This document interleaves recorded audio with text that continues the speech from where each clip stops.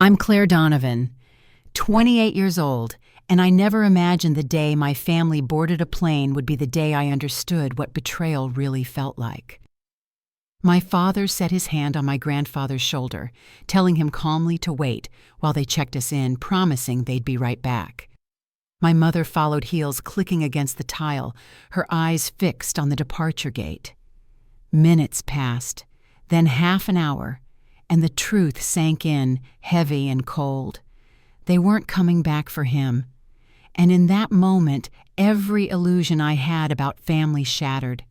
Before I go any further, let me know where you're listening from in the comments, and hit that like and subscribe button if you've ever had to stand up for someone when no one else would.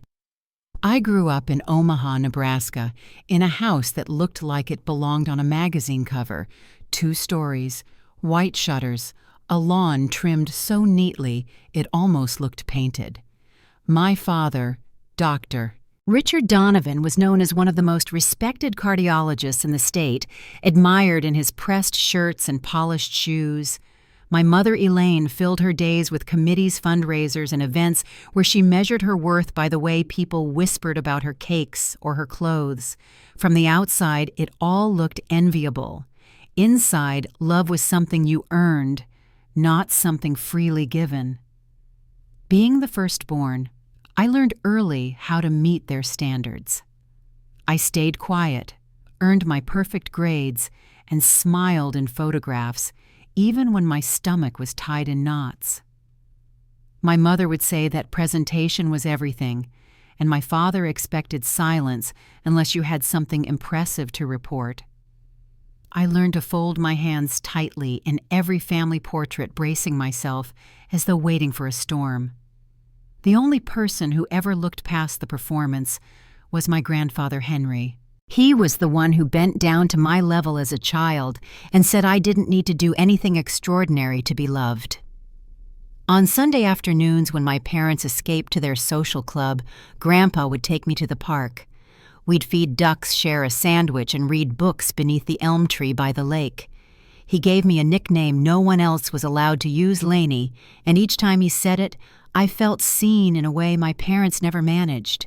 His hands were rough from years in the wood shop, but gentle as he turned the pages of Charlotte's Web. As I grew older, those afternoons became rare.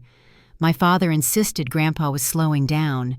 My mother claimed he confused the neighbors, and eventually he was moved into the upstairs guest room. Still, I snuck in during high school finals when the weight of perfection crushed me. He didn't ask about test scores. He asked me to tell him something beautiful I had seen that day. He remembered the small things about me that no one else cared to notice, the way I hummed when nervous, the way I always chose strawberry milk instead of chocolate. It was years later, standing in our driveway on a February morning, that I saw the first undeniable slip. Grandpa was outside in slippers holding a watering can, as though roses might bloom in the snow. He thought he was back in Alabama with my grandmother before she died. When I took his hand, he asked me if he was dreaming. I told him no, he was just remembering, but from then on nothing was the same. My parents spoke about him in hushed tones, whispering words like facility and nursing care, as though they were practical, not cruel. I couldn't bear the thought of strangers watching over him without knowing his small rituals, like stirring his tea 3 times before taking a sip.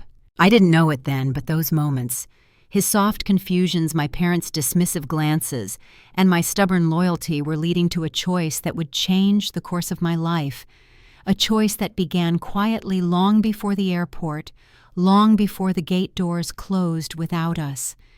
The first real cracks in my family's picture-perfect world showed themselves quietly. At first they seemed harmless, almost funny if you didn't look too closely. Grandpa Henry would call me Laney 2 or 3 times in a row, like he was surprised I was still in the room. He'd mix up dates when he told old stories, circling back as though the memory had just happened again. My parents brushed it off as forgetfulness, the way people forget where they set their keys. But I noticed the strain in my father's jaw, the sharp glance from my mother each time Grandpa stumbled over a name. It didn't stay harmless for long. I remember one winter afternoon when I was 16, I found Grandpa outside in the driveway, standing in his slippers, with a watering can clutched in his hand. Snow lay across the ground in heavy sheets, but he stared ahead as if roses bloomed in front of him. "Grandpa?" I whispered gently, taking his arm. He blinked and looked at me with wide eyes. "Lainey," he said softly, "am I dreaming?" I told him no, that he was just remembering. My chest ached, but I smiled anyway. After that day, my parents began speaking about him differently. At night, I overheard words like facility and nursing wing. My father's tone was practical, as though he were discussing a new investment.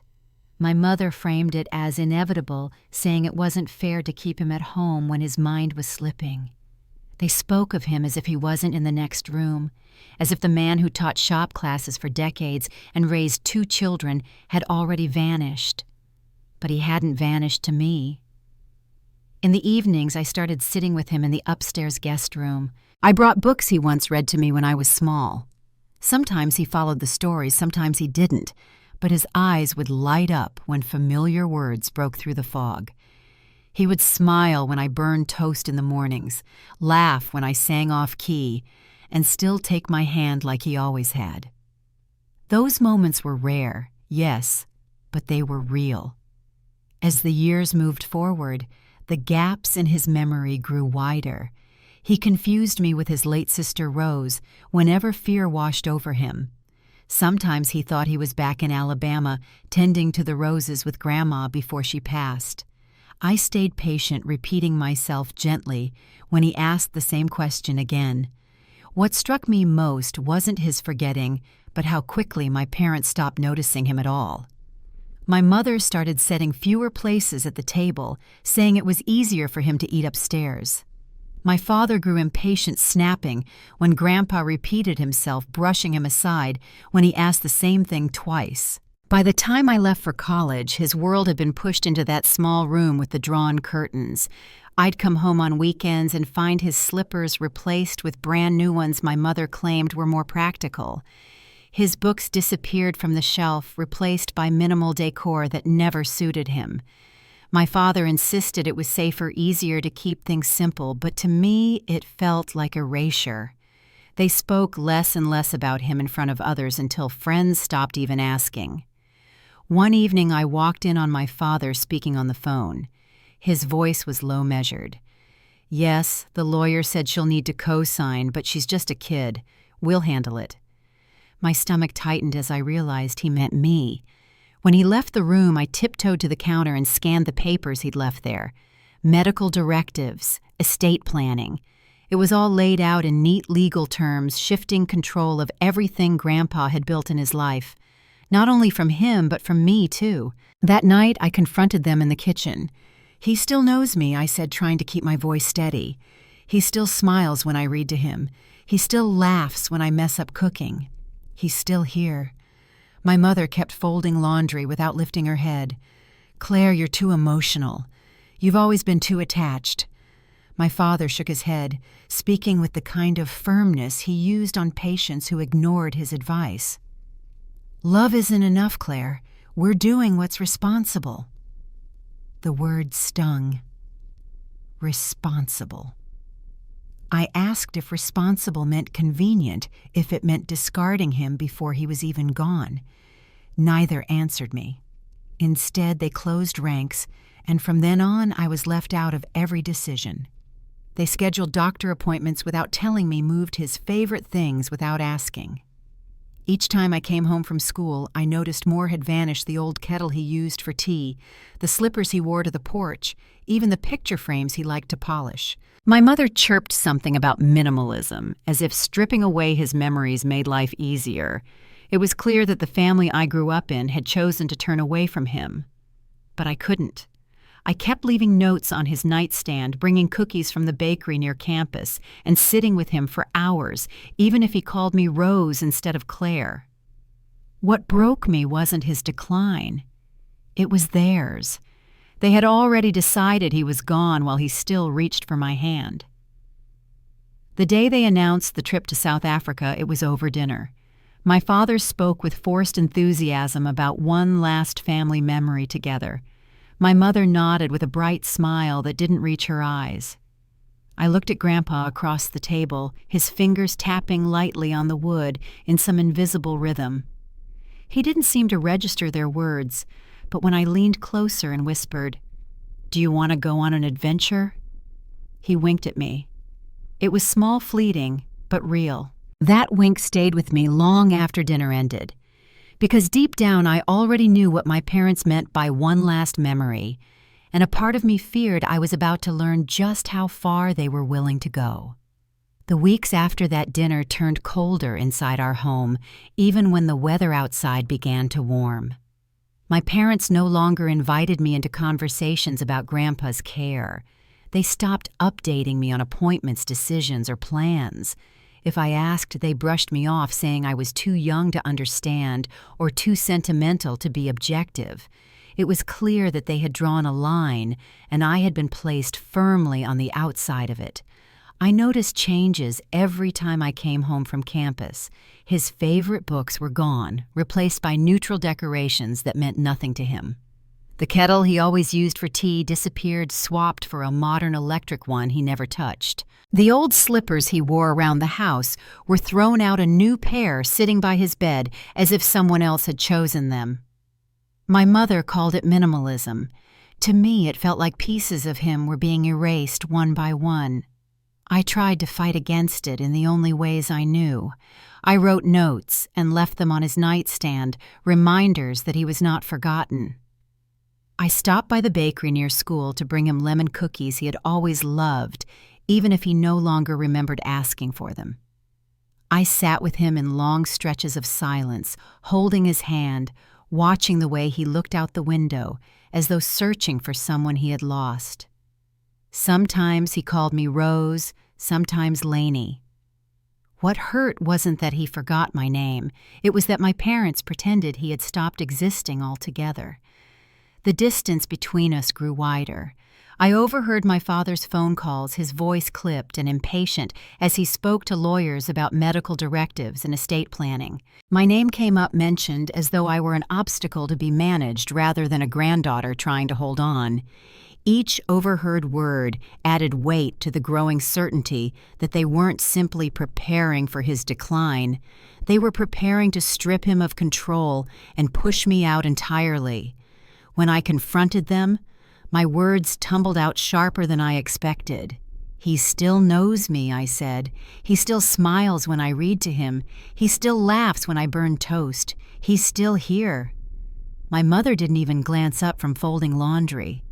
"Claire, you're too emotional," she said, her tone flat, practiced. "You've always been too attached."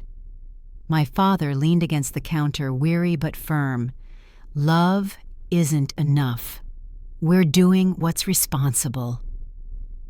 The silence that followed carried more weight than shouting ever could.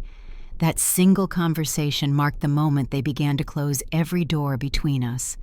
From then on, I wasn't informed of anything. Appointments were made behind my back. Decisions were finalized without me. I became a visitor in my own home, watching helplessly as they dismantled the last traces of the man who had once been the center of our family. I found myself spending more and more time upstairs with Grandpa whenever I was home. He was quieter now, his hands often trembling as he traced invisible shapes on the bedspread. He would sometimes hum an old jazz tune under his breath, the same one he played on the radio when I was a child.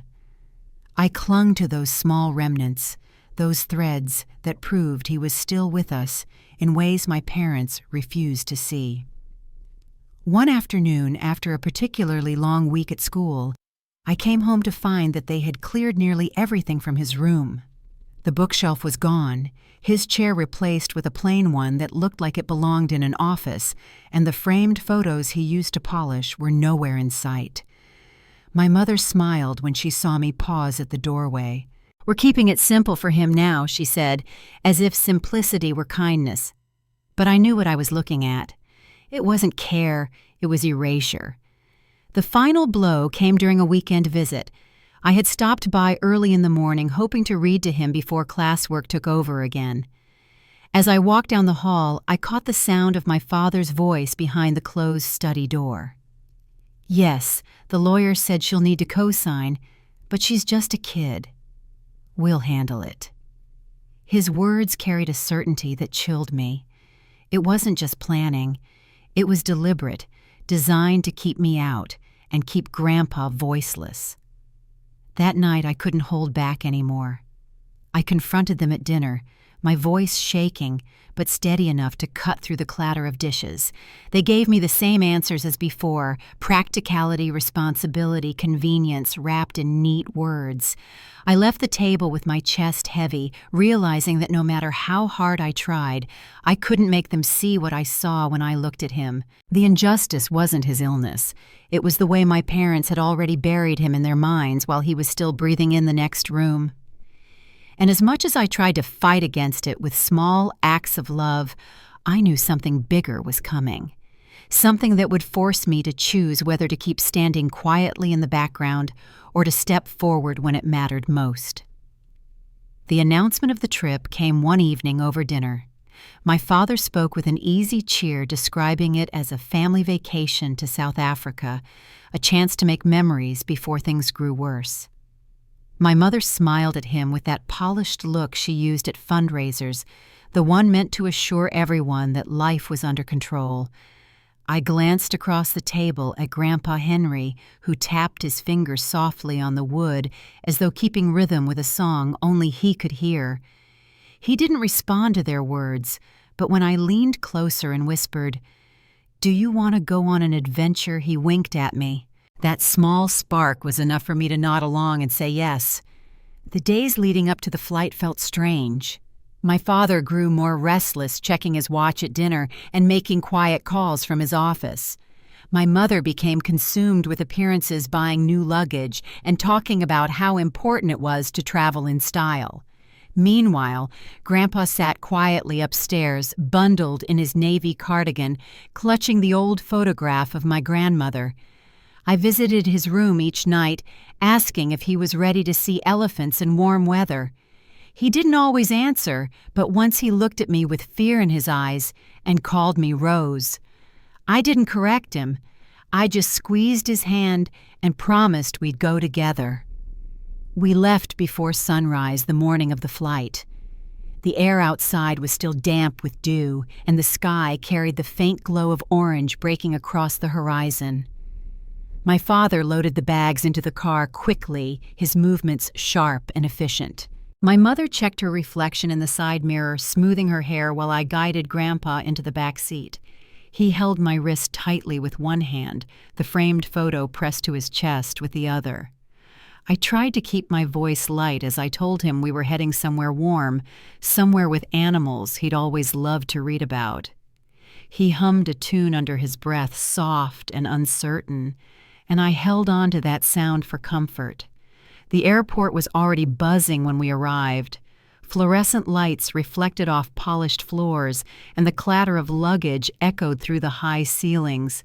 My mother steered me aside almost as soon as we entered. "Claire, get us some coffee, something strong for your father and me," she said, her tone clipped and final.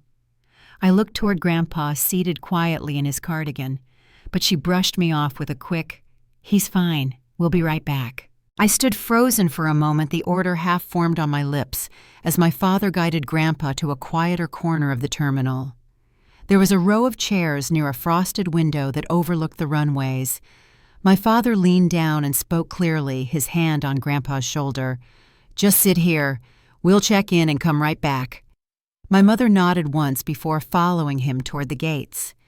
Their steps were calm, practiced, and deliberate. I watched them disappear into the crowd, their heads never turning back.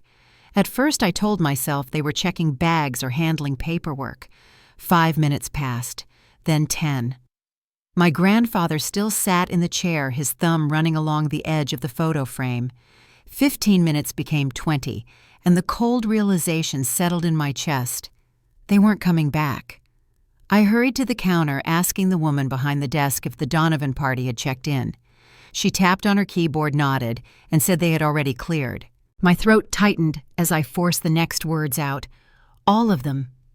She nodded again, adding that boarding would begin shortly.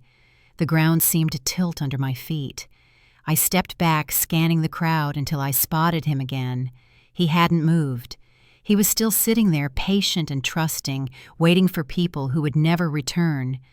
Betrayal didn't shout or slam doors. It walked away calmly, leaving behind the people who believed in promises. My legs carried me before I even thought about it.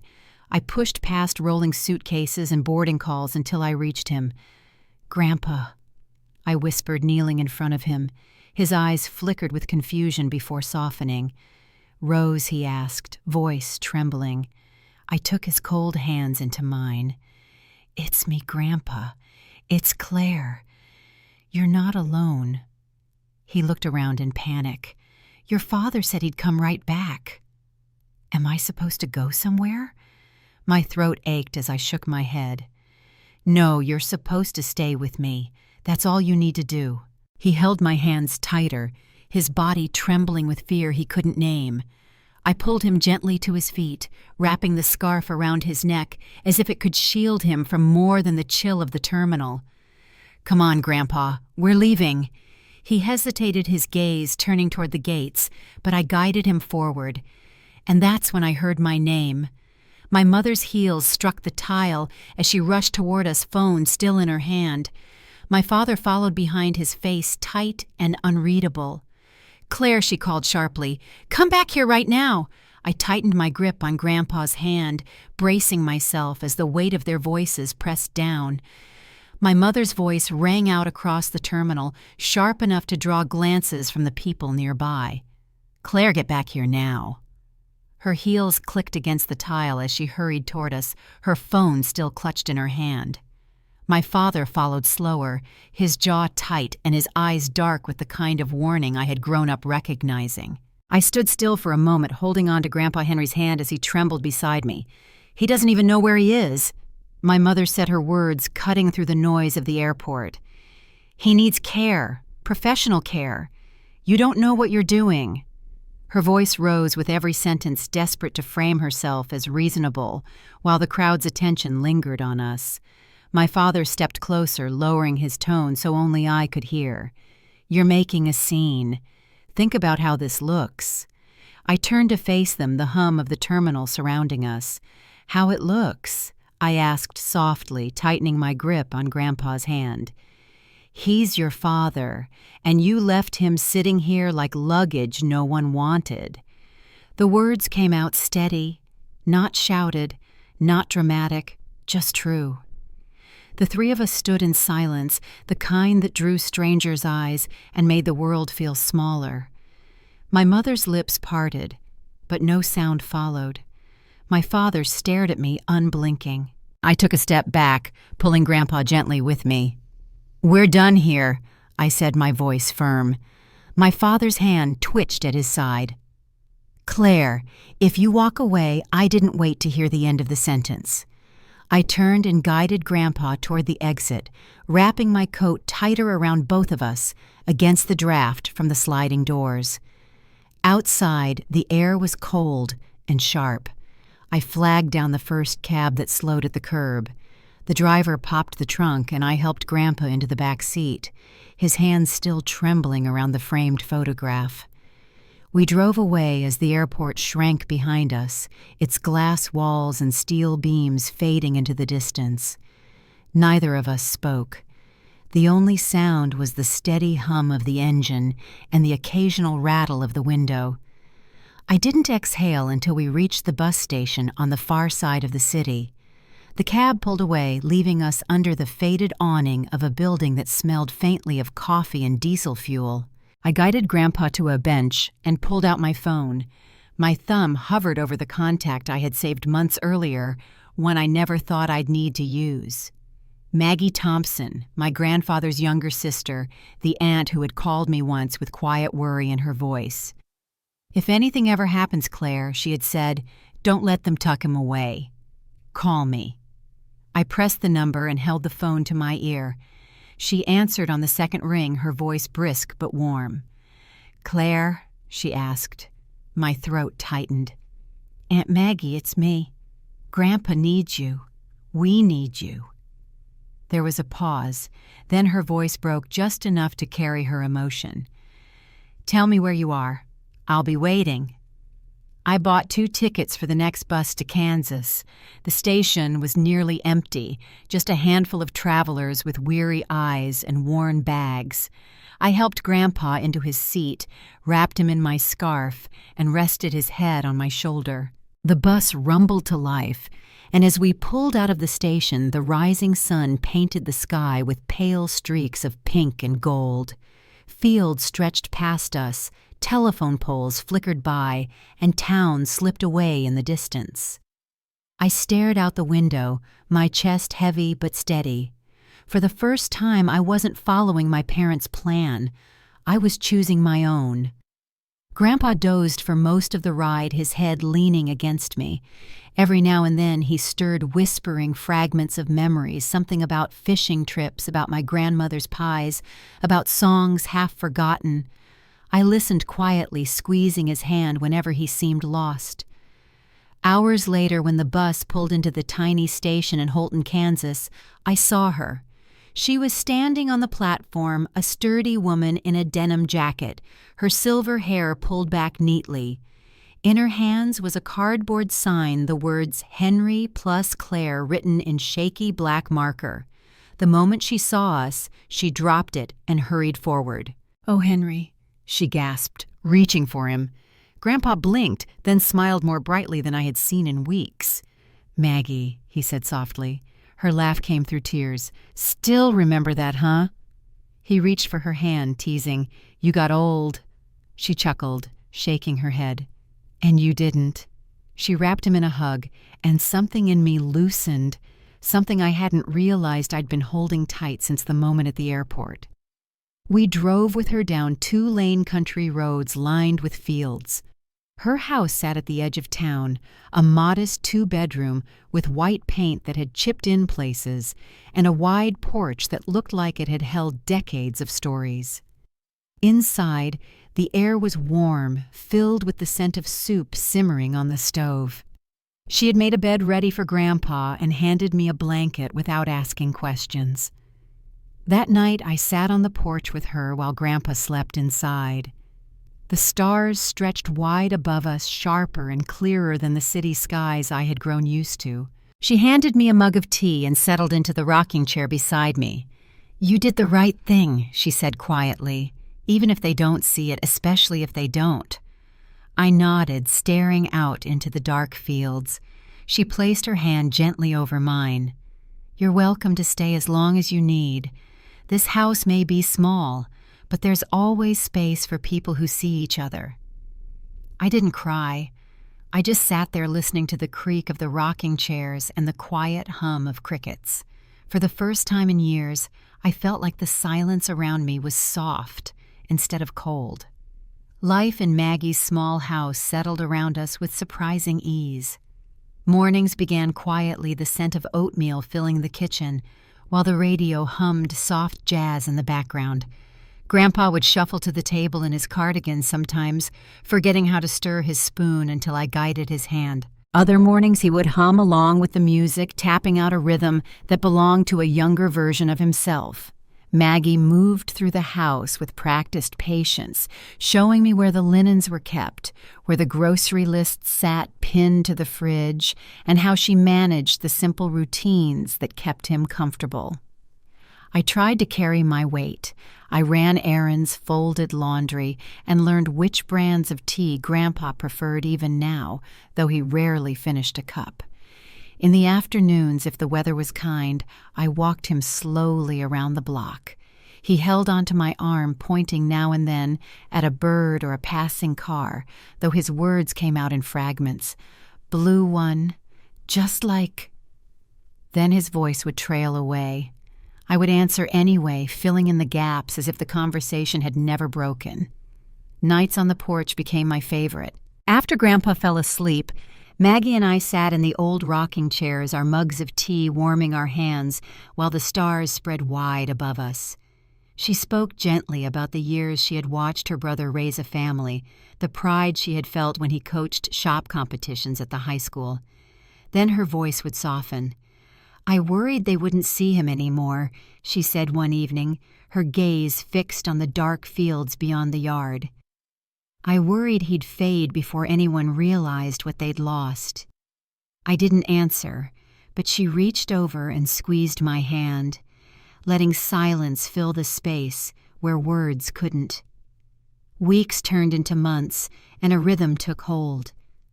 I enrolled in a part-time nursing assistant course at the community college in town. At first, it was just something practical to do, but soon it became more than that. I found myself studying patient care late at night, poring over notes about dementia support while the house stayed quiet. Maggie noticed sliding plates of cornbread or bowls of soup beside me. "You were meant for this," she said one afternoon. I shook my head, admitting I cried too easily, that I felt overwhelmed more often than not. She smiled gently. "And yet, you keep showing up." Clinical rotations began a few months later. I visited the memory care unit at the small hospital nearby. Most of the residents didn't know who I was, but their eyes softened when I read aloud to them. I brought Grandpa's old radio, once tuning it to a station that played the jazz he loved. Fingers tapped against wheelchairs, and quiet humming drifted through the room. One woman, Margie, thought I was her daughter each time I entered. I never corrected her. Instead, I listened as she retold the story of her wedding day in 1952, each repetition carrying as much weight as the first. Back at home, Grandpa's moments of clarity became fewer but no less precious. Sometimes he called me Rose, sometimes Lainey, and once in a while he said Claire with surprising strength. Those moments felt like treasures, small flashes of recognition I tucked away in memory. On good days, he hummed through breakfast, smiling when a bird landed on the porch railing. On harder days, he stayed quiet, staring at nothing, his hands restless in his lap. I sat with him through both, reminding myself that presence was enough, even when words failed. One afternoon, I wheeled him into the backyard where the sunlight warmed the grass. He looked at me with sudden clarity, his eyes bright. "You're doing good, Lainey," he said softly. I knelt beside him, my throat tight. I wish I could have done more. He shook his head slowly, his hand finding mine. "You did the one thing that mattered. You stayed." That night, I printed the photograph we had taken at the bus station weeks before him, wrapped in my scarf. His eyes closed as if the sun itself was a comfort. I placed it beside my bed. It wasn't just a reminder of him. It was a reminder of the choice I had made, a choice that had shifted something inside me. Caring for him no longer felt like a duty I had inherited. It felt like the beginning of the life I was meant to build. The days moved forward in steady rhythm, each one carrying us towards something I knew but wasn't ready to face. Grandpa's breathing grew slower at night, his naps longer during the day. Maggie and I adjusted without speaking of it, keeping his favorite blanket nearby, turning the radio low so he could hear the jazz he loved. I began to understand what it meant to walk with someone all the way to the edge of memory, knowing you could not follow, but refusing to let them walk it alone. And as spring turned the fields outside into soft green, I felt the quiet weight of what was coming. The house grew stiller with each passing week, and though Grandpa's eyes still searched for me, I knew the time was drawing close when they would close for the last time. The morning Grandpa passed was quiet from the moment I opened my eyes. The house didn't carry the usual sounds of the radio or the shuffle of slippers against the floor. I found him sitting in his chair by the window, his hands resting peacefully on a worn blanket. The photograph of Grandma sat beside him on the table, and the soft notes of jazz drifted from the radio. His eyes were closed, and for the first time his chest no longer rose with breath. I sank into the chair next to him, holding his hand as if warmth might return if I stayed long enough. "You can rest now," I whispered. "I'll remember the rest for you." We buried him under the oak tree in Maggie's yard, the spot he had always called his favorite place. The service was small, just Maggie, a couple of neighbors who had known him for years, and me. We stood together in the spring sunlight while the pastor said a few words.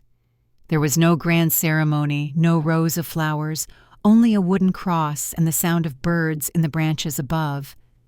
I didn't invite my parents. It wasn't out of anger. It was because they hadn't been part of his final chapter. For a week afterward, I stayed with Maggie, keeping myself busy with chores that didn't really need doing.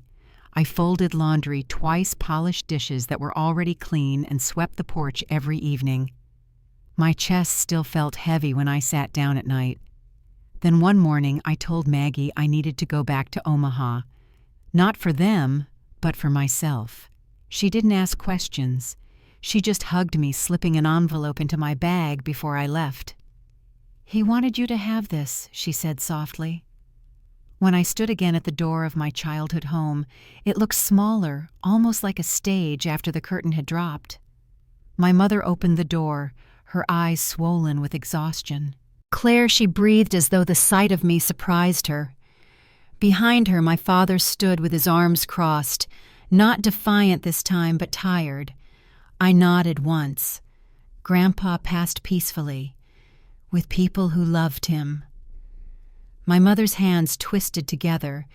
"We didn't mean to," she started. I cut her off gently.